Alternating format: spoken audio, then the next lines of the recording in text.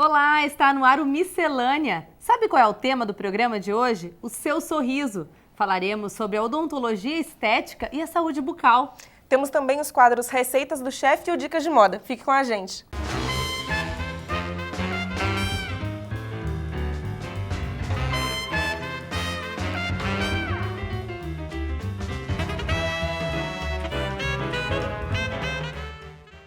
A globalização e o aumento na disseminação de conteúdo também atingiram o mundo fitness. O que não falta na internet são dicas de emagrecimento, receitas de pratos saudáveis dos mais variados e sites inteiros dedicados apenas a isso. Mas nem sempre são tão autoexplicativos como a gente gostaria que fosse. E é isso que a gente vai explicar hoje no Simples Assim, como funcionam os sucos detox.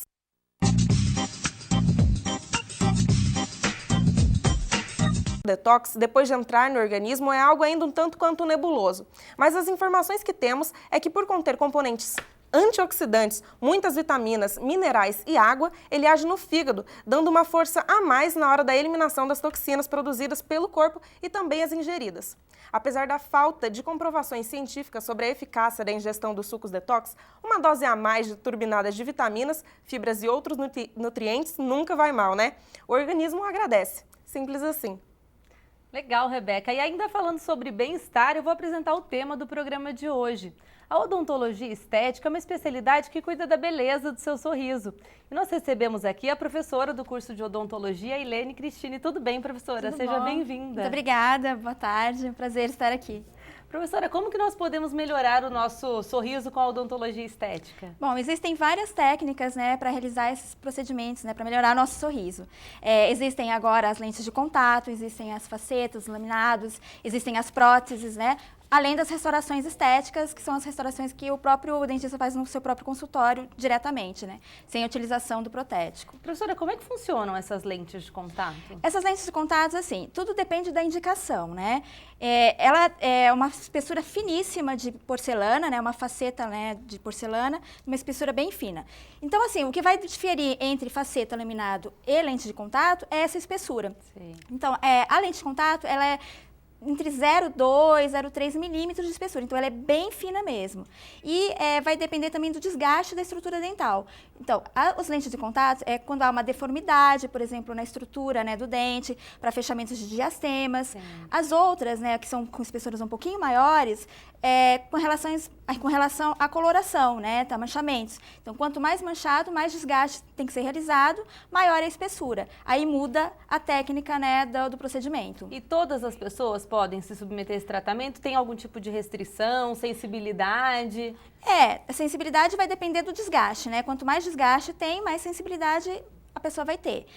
Restrição, propriamente dito, não. Vai depender mesmo da indicação. Se aquela pessoa se aquele procedimento está indicado para aquela situação, Por isso precisa do profissional, e um profissional adequado, especialista, para poder saber, qual tipo de procedimento é mais indicado. Certo. Professora, houve uma evolução muito grande também nos equipamentos, nos aparelhos ortodônticos, Uhum. Tem aparelhos hoje invisíveis, Isso, a eficiência é a mesma? Então, é complicado porque na área da saúde tudo é muito diferente, depende muito de pessoa para pessoa. Então tem casos e casos. Casos mais, como a gente fala, que não são tão severos, até dá para se indicar esses tipos de aparelho, Casos onde a ortodontia tem que ter uma movimentação um pouco maior, aí são outros tipos de aparelho. Existem hoje em dia também aparelhos estéticos, que são os brackets de porcelana, são os aparelhos autoligáveis, que eles têm uma movimentação mais rápida. Então, existe uma infinidade. Eu sempre falo que o ideal é procurar o especialista para poder realizar o tratamento adequado. Com certeza. E agora falando sobre clareamento, quais são os principais tipos de clareamento disponíveis hoje no mercado? Então, nós temos 3 técnicas de clareamento, Tem o clareamento de consultório, tem o clareamento caseiro e o clareamento que é a associação das duas técnicas. Então, aí também, assim, vai depender do custo, Cada tratamento tem o seu custo, da indicação também. O que seria o mais adequado, O ideal, que tem mais efetividade, é a associação das duas técnicas. Ou seja, o paciente faz uma aplicação no consultório, onde os peróxidos são, os agentes clareadores são à base de peróxidos, tem uma concentração um pouco maior, que é como se fosse dar um start, naquele tratamento. Uhum. E ele continua depois fazendo o clareamento em casa, que é o clareamento caseiro, que é o uso da moldeirinha, onde os agentes clareadores têm uma concentração um pouco menor. Com o acompanhamento do dentista, Sempre né? com acompanhamento. Diferente daquelas receitas que tem na internet, Sim, aquelas técnicas, sim, né? por favor, sempre acompanhado do profissional adequado, né, do especialista, principalmente do especialista, né? Porque é um tratamento, apesar de ser um tratamento estético, ele é um tratamento, então ele precisa de um acompanhamento. Tudo que você extrapola pode ter suas consequências. Então, o ideal é que o paciente procure realmente acompanhamento do profissional. Agora, o clareamento também pode ser feito por qualquer pessoa? Algumas pessoas também têm sensibilidade, não tem? Sim, alguns tipos de na verdade, clareamento? assim, não tem restrições, né? É lógico, tem que ter dentes rígidos, né? Ou seja, dentes saudáveis, a saúde bucal tem que estar em ordem, né? Não adianta a gente querer fazer um tratamento estético numa cavidade bucal inadequada em termos de saúde, né? Então, tem que estar lá com a saúde em dia. A gente tem algumas recomendações, assim, pacientes grávidas a gente não indica, né? Não tem nada cientificamente comprovado contra isso, mas a gente pede para evitar, já que é um tratamento que não tem aquela necessidade imediata, né? Sim. Então, a gente faz umas orientações. Pacientes fumantes, não é que eles não possam fazer, mas a efetividade é menor, né? O tempo de tratamento, ou seja, que ele vai permanecer é menor. Então, talvez ele tenha que refazer o tratamento num período um pouco menor. E quais são os riscos do uso de tratamentos, como a gente mencionou aqui, que estão disponíveis na internet, aquelas coisas bem malucas, Então, assim? como você já tinha falado, né, a sensibilidade, né, é um fator também que pode acontecer se o paciente não tiver um acompanhamento. Ulcerações na gengiva, porque é um produto um pouco ácido. Então, quando ele cai na mucosa, né, na gengiva, ele pode causar uma ulceração, isso incomoda, né, como se fosse uma queimadurazinha, né? Então, são riscos que o paciente pode evitar se ele tiver sendo acompanhado com um profissional adequado, né? Agora a gente encontra no supermercado também uma variedade enorme de pastas de dente que prometem também clareamento após 10. E assim, como é que funcionam esses produtos? Então, essas pastas, algumas até têm uns peróxidos que são os agentes clareadores. Mas algumas delas têm abrasivos. Esses abrasivos, o que eles fazem? Eles tiram a estrutura ali do esmalte e chegam na estrutura da dentina, que é onde a gente sente a sensibilidade. Sim. Então, essas pastas, o que elas podem acontecer? O uso incorreto ou o uso sem orientação pode causar essa sensibilidade. Aí você vai ter que sair das pastas clareadoras para as pastas de sensibilidade. Nossa. Então, por isso que tem que ter um acompanhamento, né? Professora, muitas pessoas têm usado piercing na língua, piercing no dente. Esses acessórios, eles podem ser prejudiciais à saúde? Especificamente piercings na língua, né? Que eles podem ocasionar, né, decorrer a cânceres bucais, porque é difícil de higienizar, é uma ferida que provoca ali. Os piercings no dente, geralmente são colados com resina. Se eles não tiverem feito uma cavitação ali, não é tão prejudicial, mas os da língua, realmente, eles podem causar problemas em termos de cânceres bucais e outros tipos de doenças bucais. Bom, nesse bloco a gente falou sobre beleza, sobre estética e daqui a pouco a gente vai falar sobre a saúde bucal. A gente vai para um rápido intervalo, mas já voltamos, não saia daí.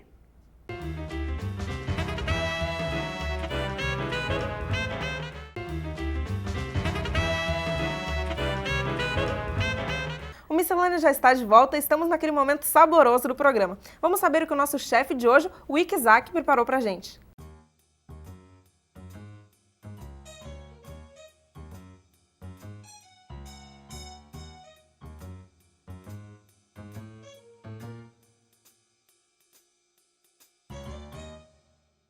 Eu sou Itzhak Oran e sou aluno da gastronomia da Univap.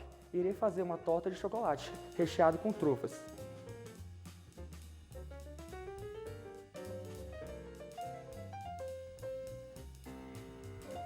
– 160 gramas de farinha de trigo, 80 gramas de manteiga sem sal, 20 gramas de cacau em pó, uma gema, 30 gramas de amido, 60 gramas de açúcar. Para o recheio, iremos usar 93 gramas de chocolate amargo, 400 gramas de chocolate ao leite, 2 colheres de mel, 80 gramas de manteiga sem sal, 220 gramas de creme de leite, 50 gramas de creme de leite, 215 gramas de chocolate branco, 15 gramas de manteiga sem sal. Iremos colocar os ingredientes do trigo no processador, a manteiga, o açúcar, o cacau em pó, o amido de milho e uma gema. Tira fechar e bater todos os ingredientes. Iremos bater até formar uma massa homogênea. Se ela estiver um pouquinho mais seca, assim, não estiver muito liga, a gente coloca uma gema ou adiciona mais um pouquinho de água e... Iremos tirar a massa. Fazer uma farofinha com as pontas dos dedos. Como ela está um pouquinho mais seca, ela tem que pegar mais um pouquinho de líquido, a gente pode colocar um pouquinho de água. Ela já pegou o ponto dela. Agora a gente vai embrulhar ela no filme e levar na geladeira por mais ou menos uma meia hora. Agora a massa está fria, iremos colocar ela sobre um filme plástico. Vai colocar o filme plástico por cima.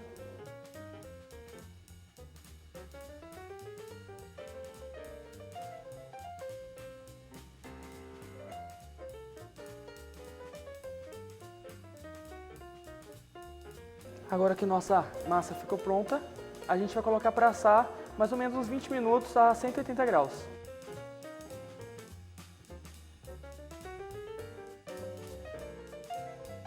Agora iremos colocar o chocolate branco para fazer as trufas. Iremos colocar o chocolate branco no banho-maria e derreter.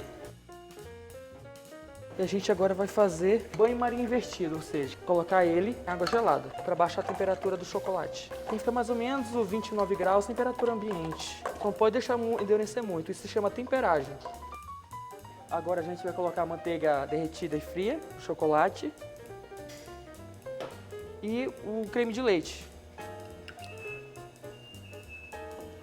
Após misturar todos os ingredientes, a gente vai colocar ela na geladeira até ela endurecer, ela fica um pouquinho durinha e a gente conseguir bolear ela, fazer as bolinhas. Vamos colocar o chocolate no banho-maria, chocolate ao leite, de chocolate amargo, e derreter. Agora vamos ferver o creme de leite e o mel. Vamos colocar ele no chocolate. Ferveu, colocou no chocolate. Nossa ganache de chocolate está pronta. Colocar ela na geladeira durante uma meia hora mais ou menos e deixar esfriar. A nossa massa está pronta, a gente vai deixar ela esfriar. Quando ela esfriar, a gente coloca o ganache. Aí começa a fazer as bolinhas da trufa para colocar em cima. Agora iremos colocar a ganache já fria na massa da torta. Aí a gente vai colocar as trufas, fazer com chocolate branco.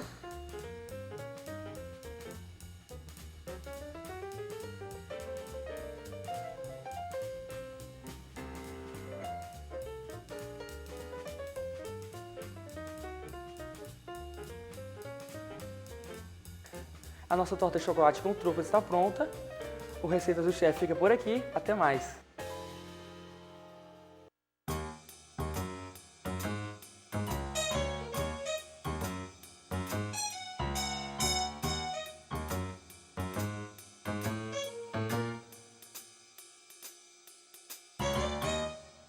Muito obrigada, Ikizaki, a gente adorou a receita.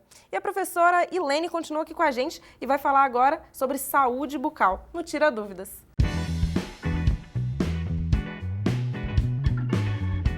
A base para a manutenção da saúde bucal é a escovação e é isso mesmo? Tá certo? A base é a escovação? Sim, certo. A base é a escovação. Uma boa escovação, né, é o que vai promover a saúde bucal daquele paciente, né? Então, é importante que faça, principalmente a escovação noturna, antes de dormir, que é onde as bactérias vão agir ali. E tem que ser quantas vezes, no mínimo, por dia? Se você puder fazer depois das principais refeições, né, café da manhã, almoço e janta, tudo bem. Mas pelo menos uma escovação bem feita tem que ser realizada. Professora, qual que é a importância da escovação da língua? Para tirar aquela saburra que fica, né, aqueles micro-organismos que ficam depositados na superfície da língua. Então é interessante você escovar, né, para fazer a higienização mesmo, tirar aquelas bactérias que estão ali naquela superfície. Certo. Agora a gente vai ver a primeira pergunta que a gente recebeu por WhatsApp. Oi, boa tarde, meu nome é Joyce. Eu gostaria de saber se a gente precisa passar fio dental todas as vezes que escova os dentes. Não necessariamente todas as vezes, mas pelo menos uma vez ao dia é necessário. Isso que eu falei, a escovação noturna é muito importante, porque é o período que a gente vai ficar mais tempo, né, com as bactérias agindo. Então, é importante que você faça uma boa passagem do fio dental, né, uma boa colocação do fio ali, para poder remover aqueles resíduos onde a escova não consegue remover. Então, é importante que faça pelo menos uma vez ao dia a colocação do fio, né. Professora, quais são as causas da gengivite? Existem muitas causas, né? Às vezes tem problemas genéticos, né? Às vezes é problema com relação à escovação mesmo, à higienização. Então, existem vários fatores que podem desenvolver gengivite. Então, tem que ficar sempre alerta, né? Para observar o sangramento bucal e procurar sempre a orientação do profissional. O sinal da gengivite é o sangramento. Sangramento, sangramento, inflamação, né? Que você às vezes vê aquela gengiva um pouco mais demasiada, ou seja, mais gordinha, né? Que você observa na hora de escovar. E sempre escovação, né? Não é porque está sangrando que eu não vou escovar. Pelo contrário, o ideal é que você escove mesmo. E a gente está falando de escovação, acho que é importante também falar da escova.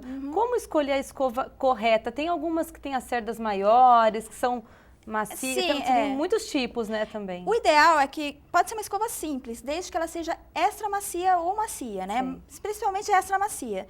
Né? E não precisa aplicar tanta força como as pessoas acham que precisa, né? Porque a força também pode desenvolver outros tipos de doenças ali, né? No caso, desgaste da estrutura dental. Então, assim, é uma escova extra macia e uma escovação leve, não precisa aplicar força ali na região. Professora, para quem usa aparelho, existe algum tipo específico de técnica para escovação? Existem escovas específicas para quem usa aparelho, né? E existem aquelas escovas que são as unitufos, as bitufos, escovas interdentais. Quando o ortodontista, quando a pessoa, né, o paciente vai no ortodontista, ele sempre indica. Tem umas escovinhas interdentais que elas são colocadas assim, né? Bem assim, no bracket, 1 a 1, para poder fazer a escovação. E existem escovas específicas para quem está utilizando aparelho. Agora, um assunto muito sério quando a gente fala em saúde bucal é o câncer, né? O câncer bucal. Quais são os sinais de que a pessoa pode estar desenvolvendo essa doença? Então, existem algumas ulcerações ali na cavidade bucal que podem induzir, né, identificar algum sintoma. Então, se você tem alguma feridinha que você vê que ela não passa, ela não cicatriza, num período de 15 dias, 20 dias, procura o profissional, né? Que aí ele vai fazer... Se não for ele vai indicar, né, um que seja específico para fazer uma biópsia, que seja para retirar um pedacinho daquele tecido, mandar para fazer análise para ver realmente se aquele tumor é um tumor benigno ou um tumor maligno. Mas o importante é observar sempre a cavidade bucal. Isso o profissional faz e o paciente também pode fazer em casa. Quais são as causas? É difícil saber exatamente, mas, por exemplo, paciente fumante é um paciente muito propício a ter câncer bucal, né? Pelo todo, né, a problemática do fumo, né? Da nicotina, e tem aquele aquecimento na cavidade bucal, e isso pode desenvolver um câncer bucal. Em uma avaliação normal no consultório, o dentista já consegue identificar, então? Ele consegue identificar. Ele faz uma análise, porque quando o paciente chega no seu consultório, o ideal é que você faça você faça uma análise, uma anamnese completa nele. Então, você olha não só aquela dente que o paciente está se queixando, mas a estrutura bucal toda, né? Mais uma vez, então, a importância da visita regular ao dentista, não apenas quando você está com algum problema, né, professora? De 6 em 6 meses, ou pelo menos uma vez ao ano, há necessidade do paciente procurar o profissional da saúde, né? O profissional, no caso do dentista. Tá certo, a gente vai para o intervalo mais uma vez e daqui a pouquinho a gente volta, esclarecendo todas as suas dúvidas sobre saúde bucal. Até já!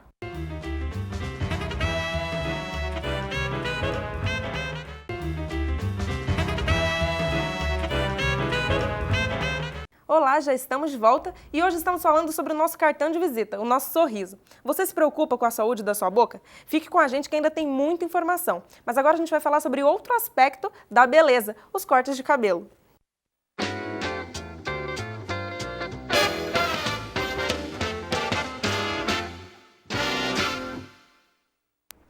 Olá, meu nome é Nicole Scarpel e eu sou estudante de Design de Moda da Univap. E o Dicas de Moda de hoje fala qual corte de cabelo é mais apropriado para você. Quase todos os tipos de corte lhe caem bem se você tem o rosto em formato oval. A testa e o queixo na mesma distância contribuem para que você possa postar em qualquer corte de cabelo sem se arrepender depois. Para o rosto triangular, o comprimento ideal é na altura do queixo. Se quiser usar franja, use a repicada e desfiada. Os rostos em formato quadrado é indicado usar franjas, pois elas disfarçam o tamanho da testa. E deixe o comprimento do cabelo médio a grande. Para os rostos arredondados, procure evitar cortes muito volumosos. Porém, você pode usar e abusar de franjas de qualquer tipo. E o comprimento ideal para esse formato de rosto é um pouco abaixo da linha do queixo.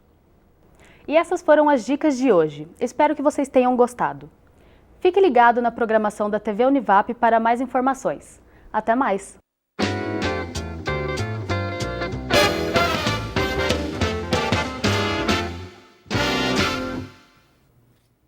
Muito obrigada, Nicole, a gente adorou as dicas, mas a gente continua agora com Tira Dúvidas, a gente vai direto para uma pergunta do WhatsApp. Meu nome é Benedito Bueno e a minha pergunta é a seguinte: com quantos anos é comum nascer o cisne? Bom, Não, é entre 18 e 21 anos. É a fase que tem, né, a erupção do terceiro molar ou dente de siso mais comumente conhecido. E quando que é necessário extrair esse dente?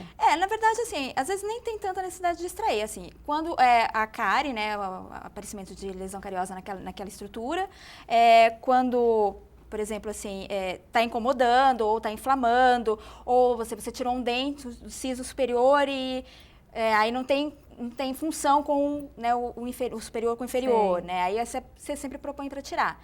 Ou se ele esteja realmente assim, se ele estiver incluso e não estiver atrapalhando, assim, incluso quando a gente fala dentro do osso, não tem problema, vai acompanhando. Sim. Então, não necessariamente você precise tirar. Professora, no meio de um tratamento com o aparelho, falando de novo do aparelho, o nascimento e o crescimento do siso pode atrapalhar? Não vai interferir. Né? E pode ser feita a cirurgia para retirada do siso enquanto se usa o aparelho? Pode ser feito. Às vezes pode tirar o arco, né, tirar uma parte do aparelho e fazer a cirurgia, ou se não estiver atrapalhando, pode fazer a cirurgia normalmente.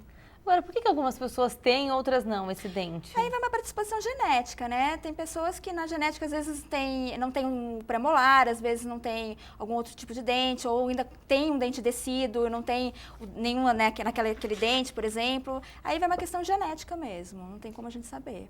E agora a gente vai falar de um assunto super desagradável, que é o mau hálito. O que causa o mau hálito? Então, o mau hálito pode ser uma série de fatores, né? Pode ser por decorrência de alguma, né, problema bucal ou também algum problema gástrico, né? Aí vai o paciente investigar. Problema bucal pode ser uma lesão cariosa, uma lesão de cárie, né? Uma falta de higienização daquela estrutura. Então, são vários fatores que acarretam o hálito. E né? como é que hálito. pode ser solucionado esse problema? Então, procurar o dentista, né? Para ele poder averiguar se realmente é um problema bucal, aí fazer o tratamento, ou seja, né, fazer a reconstrução daquele dente, remoção daquela bactéria, ou então o próprio dentista pode orientar, se não for um problema bucal, pode orientar ele a procurar um médico mesmo. Tá certo. A gente tem mais uma pergunta em vídeo. Meu nome é Silvana e eu gostaria de perguntar se chupar chupeta ou dedo entorta os dentes. Então, entorta, né? O ideal é chupeta, dedo, isso tudo faz com que, né, aquela estrutura que está ainda, né, se formando, ela vá para frente, né? E depois tem que fazer o tratamento ortodôntico. O que acontece é que a gente sabe que às vezes a criança realmente não consegue desapegar, né? Então, Certo. é bom sempre procurar, né, um profissional pediatra também para pegar essa orientação de como tirar essa chupeta, né? Porque tem Qual que é a idade limite? Tem uma idade assim que até tal idade é aceitável? Assim, até uns 1 ano, 2 anos, assim, eu acho que é mais aceitável. A partir Certo. daí é bom já tirando, né, esse tipo de... Que a criança às vezes se apega, não, às vezes não por questão de necessidade mesmo, né? Nem mais é porque, às vezes, usa chupeta porque o dente está coçando, o dente está nascendo, está erupcionando, então a chupeta ela serve como se para coçar, né, mesmo. Ela precisa, a criança se sente confortável com aquilo. A partir de que já tem os dentes formadinhos, né, já 1, 2 anos, aí já é uma questão de carência mesmo da criança, né? Aí tem que dar um jeitinho de tirar. Aí a gente tem que procurar um odontopediatra que ele vai orientar como é que faz para remover isso, né, para tirar. Fala-se muito do problema da chupeta, mas a mamadeira também causa algum problema dentário? A mamadeira nem tanto, né? Porque a mamadeira vai ser utilizada nos períodos de amamentação e a mãe vai estar ali controlando, né? O bico ortodôntico causa menos problemas na chupeta? Se você tiver uma chupeta especializada, específica para isso, é melhor, né? Ela causa menos problema. Tá certo. A gente tem mais uma pergunta em vídeo. Eu sou Beatriz Latanzi e gostaria de saber a diferença entre o aparelho móvel e fixo. A diferença, então, entre aparelho móvel e fixo, professora? O aparelho móvel é mais utilizado em crianças, né? Até 12 anos, onde a estrutura óssea ainda está se modelando, que são chamados de aparelhos ortopédicos, né? O aparelho fixo, a partir de 12 anos, é que vai se utilizar, né? De 12 a adultos também, né? Não tem idade limite para a utilização de aparelho, né? Hoje em dia, você vê senhoras, senhores utilizando, isso não é empecilho. Então, assim, o móvel geralmente é mais mesmo para a parte ortopédica, para crianças. E voltando a falar um pouco sobre as crianças, desde quando é necessário fazer a higienização na boca do bebê? Desde o nascimento, né? A partir do momento que a criança nasce, você já começa a fazer a higienização. Ou seja, com uma gazezinha úmida, né? Mesmo que a criança não tenha dente. A partir dos 6 meses, que é onde tem a erupção, né, dentária, já pode fazer a escovação. Tinha-se o mito que não podia se usar, né, pasta com flúor. Atualmente, já se é indicado pasta com flúor para a criança a partir dos 6 meses, a partir da erupção. O que acontece? É a utilização, né, pequena daquela quantidade de pasta. Então, é um grãozinho de areia que você coloca na escovinha, né? Às vezes tem uma escovinha de dedinho ou escovinha mesmo, que você coloca e já faz a higienização ali daquela cavidade, né? Naquela estrutura dos dentinhos. Tá Professora, e certo. o medo do dentista? Como é que faz para tirar esse medo das pessoas? Eu acho que é com conversa, né? Eu acho que tem que ter a confiança do paciente com o profissional e vice-versa, né? Tem que ter aquela empatia, né? Empatia é uma coisa muito importante. E conversar, né? O paciente às vezes tem realmente um pouco de medo, pacientes mais velhos principalmente. As crianças hoje já são mais condicionadas, né? Os pacientes mais velhos têm um pouco de medo. Eu acho que é questão de conversar mesmo, mostrar, né? Explicar, né? O procedimento para o paciente, para ele entender o que vai ser feito na boca dele. Hoje os pacientes são muito informados, então muitas coisas que a gente fala, eles já ouviram falar pelo menos, né? Você acha que isso é um problema, essa questão do acesso à informação, de tudo ser mais fácil? Tem os seus prós e seus contras, né? Porque também tem muita informação errada. Tem, né? então. Tem muita... Porque às vezes a pessoa vê na internet e acha que aquilo é possível, né, nela. Às vezes não é possível. Então, isso às vezes atrapalha um pouco na hora de você ter que explicar para o paciente que realmente, naquela situação, a gente não pode fazer aquele determinado procedimento. Porque ele viu um ator, uma atriz, um modelo, né? E ele quer fazer igual, né? Isso para todas as áreas quando é relacionado à estética, principalmente, né? E o uso do enxaguante bucal, quando que ele é recomendado? Com álcool, por exemplo, deve ser utilizado? Com álcool não é mais muito recomendado, né? Pelo fato de, né, o álcool, ele agredir um pouco ali a estrutura bucal, né? A gengiva, né? A parte de mucosa. Mas ele pode ser utilizado após escovação mesmo, né? Um que tenha flúor, de preferência. E pode Todos os dias? Não tem problema? Pode ser, não tem problema. É mais assim, tem o flúor, né, que ajuda, e é mais para dar aquela refrescância na boca, né, na cavidade bucal, o paciente se sente confortável. E, professora, as crianças também devem usar o fio dental? A partir de qual idade é necessário? A criança, na verdade, você tem que ver a parte de motora da criança, né? Tem determinadas idades que ela não vai conseguir, né, fazer aquela remoção com o fio dental. Então, ela precisa do auxílio da mãe, mas é interessante que já vá se introduzindo na escovação dessa criança a utilização do fio, para pelo menos dar um fiozinho para ela tentar brincar, né, para ela poder já ir se acostumando. Professora, a educação sobre a saúde bucal é obrigatória nas escolas hoje em dia ou não? Eu acho que é importante, né? Por isso que eu acho que é sempre bom fazer campanhas, que tenham campanhas, né? Que vá fazer orientação, não só para as crianças, mas como para os pais das crianças também. Eu acho que é importante, é sempre uma informação, né? E tudo avançou muito, até mesmo existem produtos chamados papacáries, né, para extrair a cárie. Ele tem a mesma eficiência também do que uma extração tradicional? Na verdade, assim, depende de como tiver aquela estrutura, né? Se for uma cárie mais superficial, ele pode ser eficiente. Para crianças em dente de tecido, eles são mais utilizados, né? São mais utilizados mais para a parte de pediatria mesmo, né? Crianças. Para adulto, ainda o melhor mesmo é a utilização da broca e do motor, que é o que as pessoas realmente não gostam, mas é o mais eficiente. Professora, e o atendimento odontológico que a Univap faz, como funciona? O paciente ele faz um cadastro, né? Aí ele vai sendo chamado, tem uma triagem, vai sendo chamado e ele vai sendo direcionado conforme as especialidades. Se ele necessita de restauração, ele vai para uma clínica, se ele necessita de prótese, se ele necessita de um tratamento de canal. Aí ele vai sendo direcionado e aí o tratamento vai decorrendo. Ele vai estar com o aluno fazendo o tratamento, sempre sob a orientação de professor. E todos esses atendimentos são gratuitos e disponíveis a toda a população? Então, na verdade, assim, não todos são gratuitos, porque existem procedimentos que necessitam de laboratório, necessitam de materiais mais específicos. Então, tem necessidade tem um custo, né, com relação a esses materiais. Aí vai depender do tratamento, né, de como vai ser realizado o procedimento. E como que as pessoas podem buscar mais informações? É só ligar esqueci o nome, o 3947 1016. 1016. Isso, que aí fala lá na recepção, a recepcionista ela vai pegar todos os dados e tem uma fila, né? Ela vai chamando conforme vai terminando os tratamentos. Nosso programa está chegando ao fim, professora. Você quer deixar alguma dica para quem está nos assistindo? Eu acho que a dica mais importante é, né, sempre procurar o profissional especializado da área, não tentar fazer nada porque viu na internet ou porque um colega falou, não usar nada que não seja realmente recomendado pelo profissional. Procurar sempre ir, né, pelo menos de 6 em 6 meses, né, ao dentista, ou pelo menos uma vez ao ano, acho que é importante.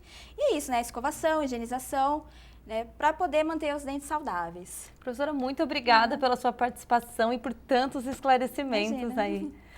Bom, o Miscelânea já chegou ao fim, espero que vocês tenham gostado. Participe do nossa programa. Acompanhe nossa página no Facebook para saber a temática dos próximos programas. Tchau, tchau, até mais.